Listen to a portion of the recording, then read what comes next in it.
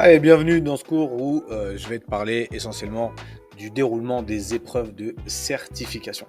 Alors, qu'est-ce que déjà vont comprendre les certifications? Il faut savoir qu'il y aura après 4 modules de certification ou qu'on appelle des unités capitalisables ou des unités de certification, peu importe, on appelle ça des UC, ok? Et on va en avoir 4 pour tout le monde, quelle que soit ton option, tu vas avoir forcément les mêmes que ton voisin. Une fois que ce tronc commun-là est passé, on va avoir les certifications propres à chaque option. Ok, donc comme tu le vois sur le schéma, sur la représentation, j'ai essayé de un petit peu imager ce que je viens de te dire. Donc la première certification, d'une certaine manière, c'est pas vraiment une certification, c'est plutôt une remise aux normes des gestes de premier secours. La deuxième certification, quant à elle, est en lien direct avec l'accueil de ton public, la prise en charge, etc. Et c'est ton tuteur de stage qui sera entre guillemets responsable de donner son aval ou pas. On y reviendra un petit peu plus tard, t'inquiète pas. Et les deux derniers modules, c'est la partie, on va dire, connaissances anatomiques, physiologiques et nutrition, où on va avoir un quiz à faire pour tout simplement amener une certification sur les connaissances que tu as sur ces différentes thématiques. Mais encore une fois, on y reviendra. Et le gros du gros, d'une certaine manière, c'est UC4, où ça va être tout ce qui est marketing et en relation avec la clientèle. Pour les certifications propres à chaque option, ça va être une certification propre à l'option cours collectif ou fitness, ok, on y reviendra aussi, t'inquiète pas. Et pour finir, on fera le débrief un petit peu, ou plutôt l'explication des certifications pour la mention MPT, musculation personal trainers, avec l'accent s'il vous plaît. Ok. Donc, UC1, d'accord, on dira c'est plutôt une partie de UC1, puisque tu vas le voir, il y a deux épreuves qui sont plutôt imbriquées. Alors, UC1, c'est quoi? C'est tout ce qui concerne la sécurité et la réglementation. Comment intervenir en cas d'accident, comment utiliser un défibrillateur, comment repérer les principales traumatologies dues à notre corps de métier. Hein, donc, ça va être des choses, on va dire, relativement communes, des trucs du quotidien, se prendre un poids sur le pied, se faire une foulure, avoir des problèmes au poignet, tout ce qui est dans ce goût-là. Okay. Ensuite, on va avoir une connaissance des règles de sécurité directes à connaître par rapport à notre structure, par rapport à notre public.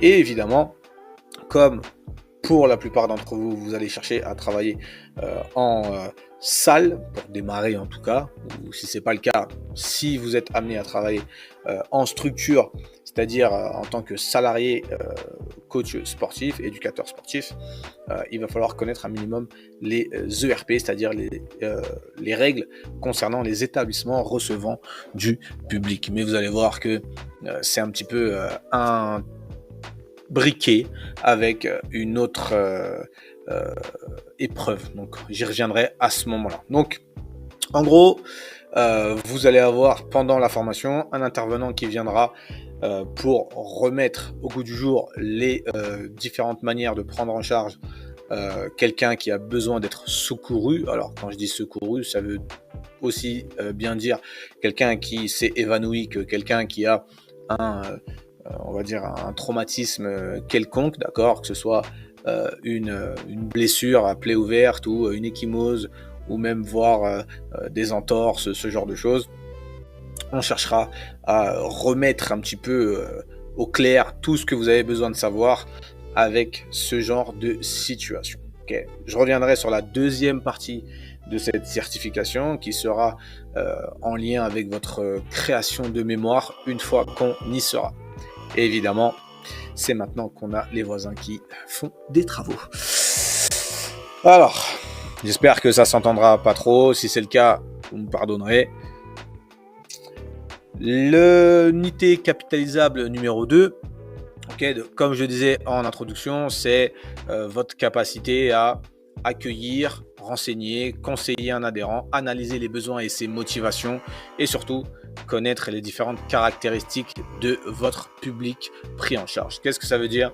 Ça veut dire que durant la formation CQPIF, tu dois faire un certain nombre d'heures selon le cas de figure, 150 pour ceux qui ont une seule option, quelle que soit l'option, et 250 heures pour ceux qui ont les deux options, c'est le meilleur choix à faire dans une entreprise, d'accord, dans une entreprise où on va avoir la capacité de exprimer ce qu'on apprend en théorie et en centre de formation pour derrière pouvoir restituer ce que sera notre futur métier. Et c'est là où votre tuteur, pendant votre stage, amènera ces points de observation pour dire, ok, Jean-Pierre, pour accueillir, nous, on fait comme ça, comme ça, comme ça.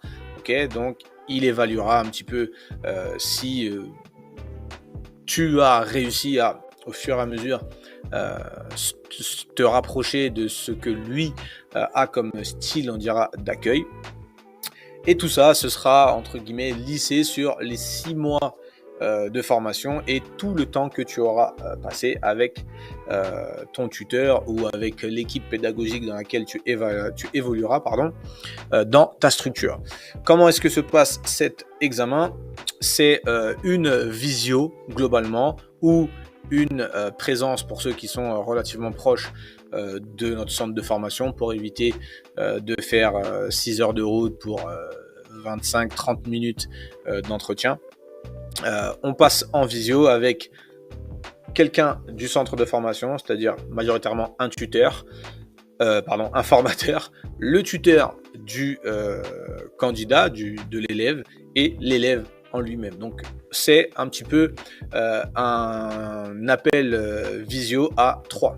Le formateur, le tuteur et l'élève. Et c'est un échange entre le formateur, l'élève et le tuteur sur comment ça s'est passé, quels sont les retours, est-ce qu'il y a eu des axes d'évolution, est-ce que blablabla, blablabla, blablabla. Ok, donc en gros, c'est globalement, est-ce que Jean-Pierre s'est fait à l'accueil que vous avez mis en place, est-ce qu'il a tendance à aller renseigner les gens, est-ce qu'il peut encore conseiller ou c'est encore en évolution, est-ce qu'il a réussi à analyser globalement les besoins et les motivations du public que vous accueillez, etc. etc.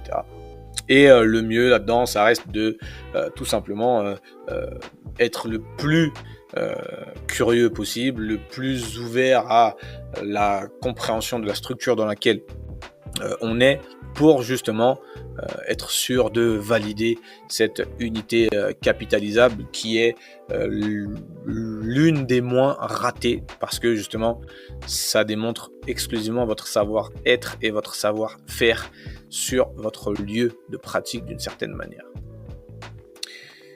On arrive à l'unité capitalisable numéro 3. Donc là, c'est la partie, on va dire, assez théorique et assez, on va dire, connaissances et compétences de savoir sur le corps humain, sur la physiologie et sur les bases de la nutrition. Comment est-ce que ça se passe? Globalement, il y a 3 tests à faire, c'est 3 quiz de 20 questions chacun. 20 questions sur l'anatomie, 20 questions sur la physiologie et 20 questions sur la nutrition. Alors le jour J, ce sera anatomie, nutrition et physiologie, dans cet ordre-là et pas un autre. C'est comme ça que c'est pré-réglé. Et en gros, pendant toute la formation, vous allez avoir accès à votre plateforme de révision sur laquelle vous avez exactement la même représentation que le jour de l'examen, c'est-à-dire que c'est la même mise en page, la même écriture, les mêmes boutons au même endroit. Tout est fait pour que ce soit le moins, on va dire, distrayant possible et le moins perturbant pour toi, pour que tu aies l'habitude de gérer un petit peu l'interface avec lequel tu vas devoir travailler pendant tes examens. Okay, donc ça, c'était la partie écosystème. Là, on va partir sur les fondements du quiz. Donc, comme je te disais tout à l'heure, il y a 20 questions en anatomie, 20 questions en physiologie et 20 questions en nutrition. Sur ces 20 questions-là, tu es obligé d'avoir 15 bonnes réponses pour valider cette thématique de l'examen. Okay, donc, il y a 3 thématiques, anat, physio et nutrition. Il faut que tu aies 15 pour valider la nat, il faut que tu aies 15 pour valider, c'est pas un bon, 15 pour valider la nat, 15 pour valider la physio et 15 pour valider la nutrition. Une fois que tu as validé ces 3 thématiques-là, l'UC3 est en ta possession. Ça veut dire que tu as réussi, tu as validé cette unité capitalisable. Il suffit que tu aies un seul point de moins, d'accord, donc 15, 15, 14 pour rater, entre guillemets, la nutrition. Et tu devras, dans ce cas, repasser exclusivement celles que tu as ratées pour les rattrapages.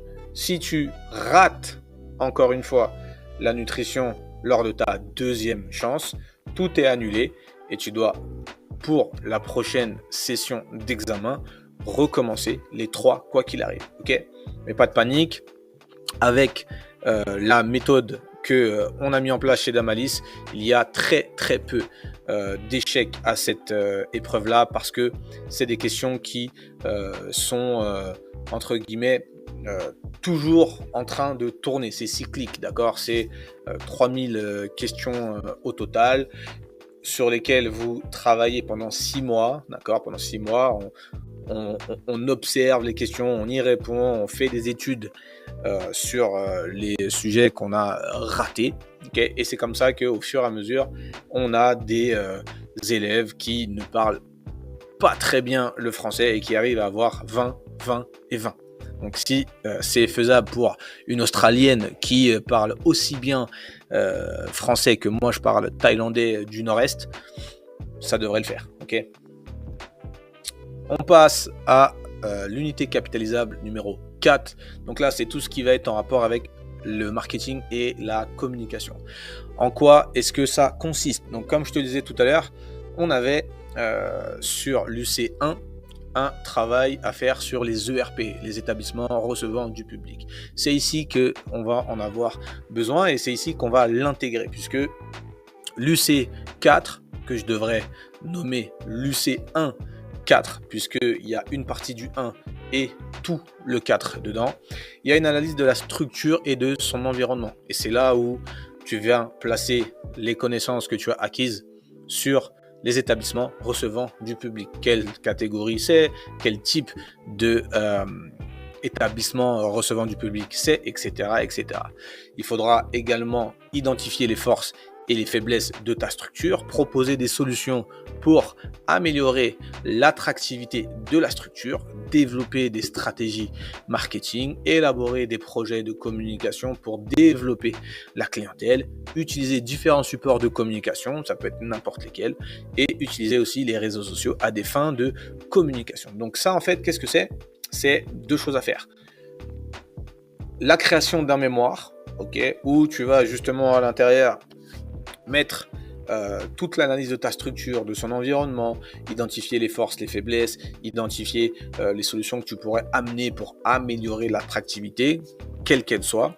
Ok. Et l'objectif, ça va être de proposer quelque chose pour améliorer la fidélisation des clients qui sont déjà dans la structure ou proposer quelque chose pour faire venir des clients à cette structure-là. Donc ce serait une prospectisation, si on peut dire ça comme ça, de nouvelles clientèles pour ta structure. Il n'y a aucune obligation de réussite, bien évidemment. Ce qu'on va observer sur cette évaluation-là, c'est comment est-ce que tu mets en place tout ce que tu veux mettre en place pour arriver à tes fins, quels vont être les outils que tu vas utiliser, comment est-ce que tu vas analyser les différentes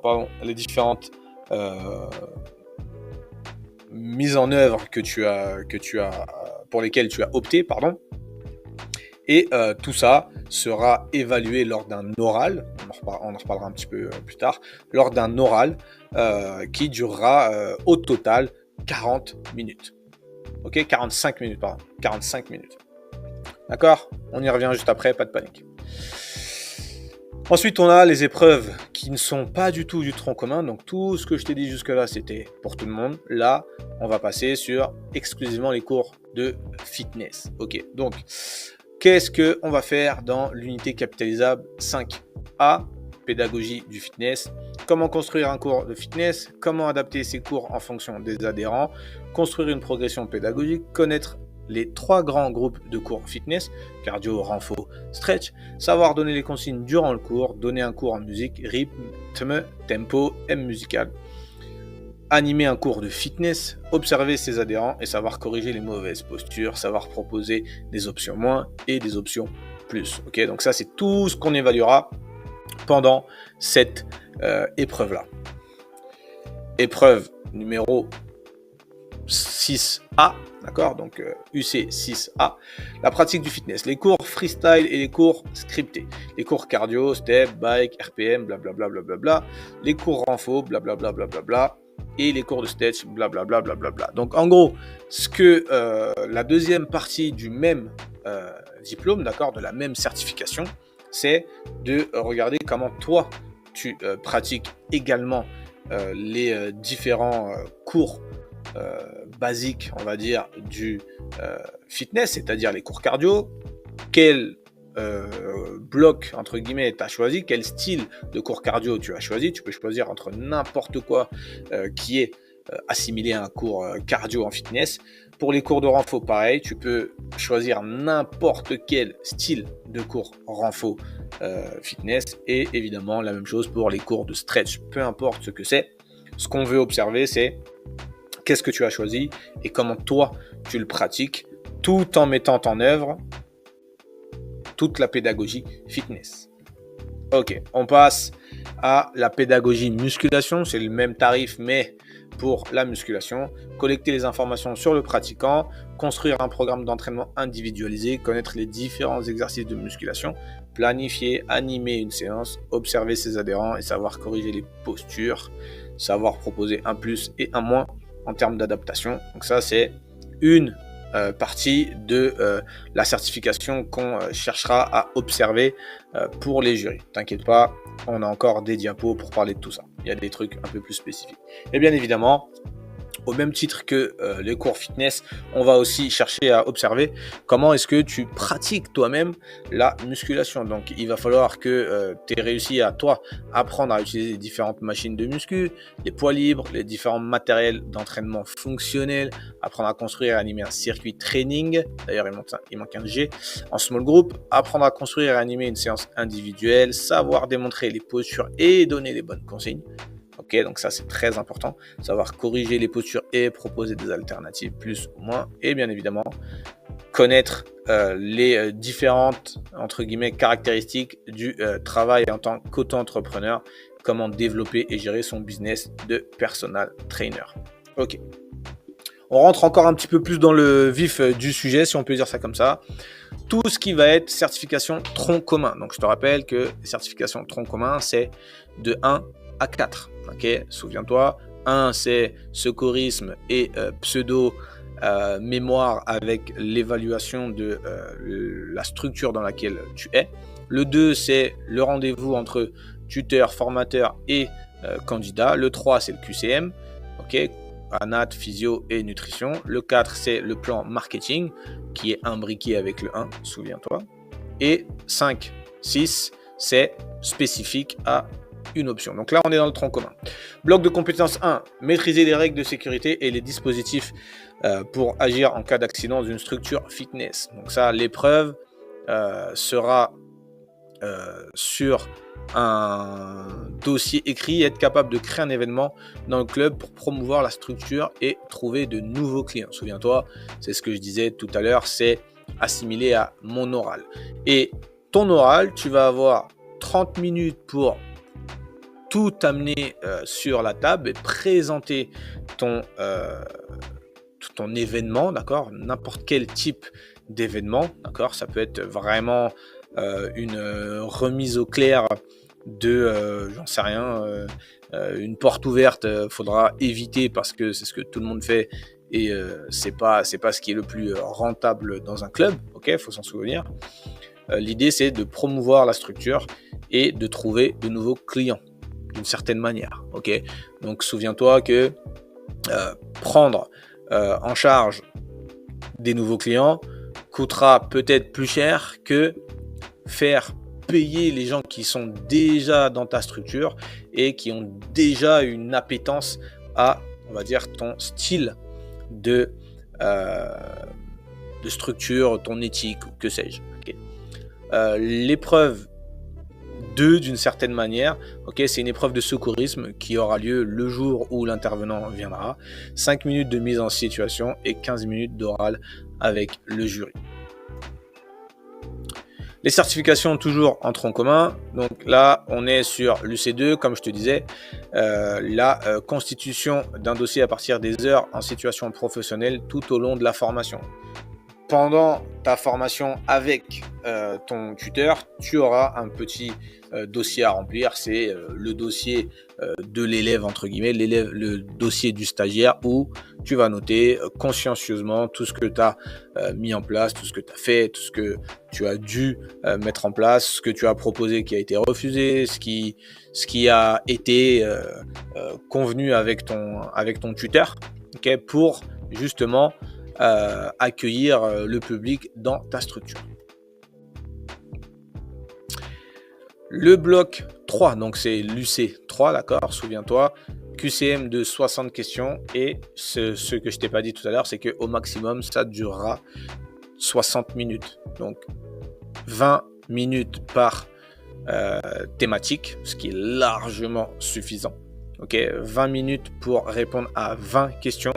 Là, tout de suite, sur le papier, quand tu es en train de faire les divisions et tu dis wow, ça fait que 1 minute par question, mais juste le temps de le lire et de cocher le ou les bonnes réponses, tu en as pour à peine 10 secondes. Donc, fais-moi confiance, c'est largement suffisant.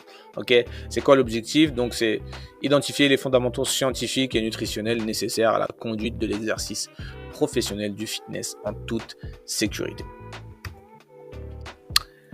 On arrive sur l'UC4 où, comme je te disais tout à l'heure, on doit obligatoirement avoir créé un dossier, d'accord, un dossier qui devra être présenté à l'oral pendant 30 minutes et derrière, il y aura 20 minutes de questions avec le jury. Encore une fois, l'objectif, c'est de créer un événement dans le club pour promouvoir la structure et trouver de nouveaux clients ou adhérents ou fidéliser la clientèle qui est déjà en place. On passe aux certifications fitness. Alors là, on est sur 45 minutes de passage pédagogique et technique suivi d'un oral de 45 minutes. L'idée, c'est quoi? C'est on doit animer un cours, okay, qui au total durera 45 minutes, mais qui est découpé en 3 fois 15 minutes. Je vais expliquer juste après. Il y aura une préparation de fiches de séance, okay, 3 séances sur les grands domaines. Une séance cardio, une séance renfo, une séance stretch. Okay, et chaque séance devra être entièrement créée, mais ne sera présentée que sous format de 15 minutes. Ça veut dire que sur ta séance warm-up, corps de séance, retour au calme, cardio, tu ne montreras que le corps de séance. Et ainsi de suite pour les 2 autres. Okay, pour présenter une partie de la séance dans chacun des 3 grands domaines. C'est ce que je viens de te dire. Donc au total, ça durera 45 minutes de prestation, de show, d'accord? Tu auras un cours qui durera au total 45 minutes.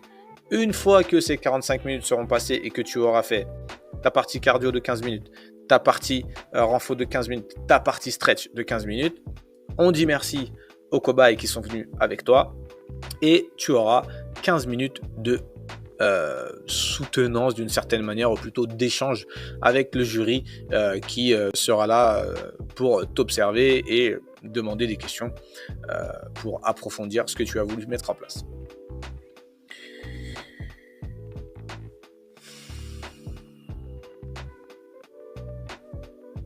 Préparation de... Non, ça c'est la même chose. Ah, je l'ai mis 2 fois.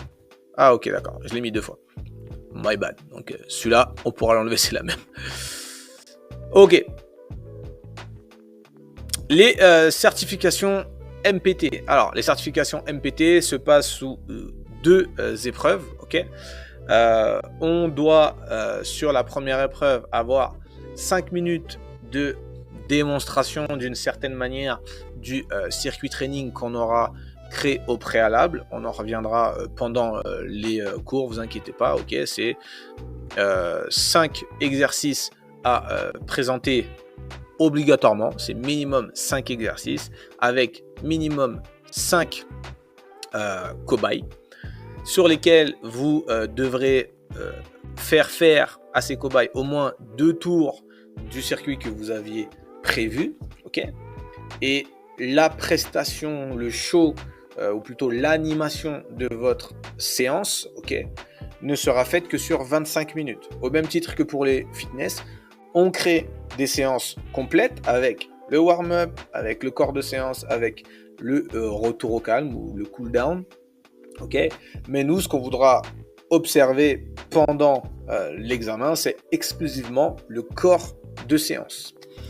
Le corps de séance devra au maximum faire 25 minutes en comptabilisant les 5-10 minutes que vous allez prendre pour démontrer tous les exercices de votre circuit training. Tous les exercices devront être démontrés et tu devras faire au moins 5 répétitions de chaque exercice pour qu'on observe ta capacité technique, physique à faire ce que tu demandes à tes futurs clients, on va dire ça comme ça. Okay. Une fois que les 5 plus 20 minutes sont passées, donc 25 minutes de présentation, le jury cessera l'activité si tu n'as pas fini. Si tu as fini un petit peu avant, très bien pour toi, mais tu ne peux pas finir après les 25 minutes. Une fois que les 25 minutes sont passées, le jury te stoppe. Donc, il faudra faire en sorte que les 25 minutes soient bien intercalées. Et il y aura 15 minutes d'épreuves qui suivront. 15 minutes d'oral qui suivront sur justement comment est-ce que tu as constitué le circuit, qu'est-ce que tu aurais pu améliorer, qu'est-ce que tu pensais qui serait difficile et au final ça s'est bien passé, etc. etc. C'est un échange. Souviens-toi, ils ne sont pas là pour te planter, ils sont là surtout pour comprendre la réflexion que tu as eue derrière. L'épreuve numéro 2, cette fois-ci, c'est l'encadrement d'un seul et unique pratiquant, donc c'est pour du personal training globalement. Il y a une préparation de séance qui est tirée au sort 30 minutes au préalable. Donc on arrive, on te met dans une salle à huis clos, sans téléphone, sans ordi, sans les copains qui font des gestes suspects pour essayer de t'aider. Tu tires au sort un sujet qui aura une thématique précise. Tu auras 30 minutes et pas plus et pas moins pour créer ta séance. Une fois que ta séance sera créée ou que les 30 minutes sont écoulées, on viendra te récupérer avec un cobaye, ou que tu pourras choisir si besoin. Et derrière, tu auras 30 minutes de séance à présenter. Donc, tu auras ta séance complète qui durera entre 45 et 1 heure maximum pour les biens pour le bon déroulement plutôt de l'organisation, on dira ça comme ça. Et les jurys, d'accord, qui seront au nombre de 3 normalement, auront choisi un exercice dans n'importe quelle partie de la séance.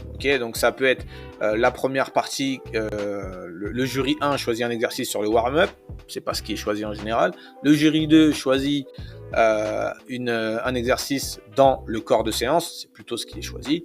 Et le jury 3 choisit un exercice dans le cool-down. C'est pas vraiment ce qui est choisi, mais globalement, c'est pour que tu saches que ça peut être vraiment n'importe où dans la séance. Et tu vas devoir faire à ton client, l'encadrement de ce pratiquant-là, tu vas devoir lui faire exactement ce que tu avais prévu pour le sujet que tu avais tiré au sort. Une fois que les 3 exercices seront passés, d'accord, et que le jury en aura terminé avec ce qu'ils voulaient voir. Ils renverront le jury, ils renverront le cobaye, pardon, et il y aura 15 minutes d'entretien encore avec le futur coach pour comprendre, amener une réflexion sur peut-être des questionnements qu'ils ont eus sur l'organisation, la hiérarchisation, bref, les questionnements qu'ils auraient eus. J'en ai fini pour les différentes certifications. Ne t'inquiète pas si jamais ce n'était pas clair pour toi. On aura l'occasion d'en reparler durant les différentes interactions qu'on pourrait avoir avec ou les élèves et ou les tuteurs si jamais c'est compliqué pour certains. Okay, et si jamais, encore une fois, tu as un doute, on peut intervenir pour être le plus clair possible. N'hésite pas à poser des questions, surtout quand tu es en doute sur tes certifications. Ce serait bête, entre guillemets, de ne pas être au clair. Mais encore une fois, il y a toujours une matinée qui est consacrée justement à comment vont se dérouler la formation, comment vont se dérouler les examens, comment vont se dérouler les stages, etc. etc. Donc, à ce moment-là, il faudra poser un maximum de questions si besoin. Si ce cours n'est pas déjà passé, tu as eu un petit rappel avec cette vidéo. Voilà.